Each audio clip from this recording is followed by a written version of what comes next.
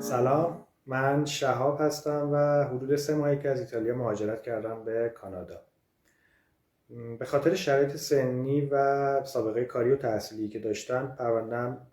پیچیدگی هایی داشت، ولی در نهایت با وجود 2 تا ریجکتی به کمک تیم باتیس ایمیگریشن موفق شدیم که ویزای تحصیلیم رو بگیریم و من به کانادا بیام. با اطمینانی که به این تیم پیدا کرده بودم و حمایت‌های همه جانبه‌ای که توی این پروسه از من داشتن، تصمیم گرفتیم که کار ویزای توریستی برادرم رو هم با این تیم انجام بدیم و برادرم که سابقه ویزای شنگن نداشت و تنها سابقه سفرش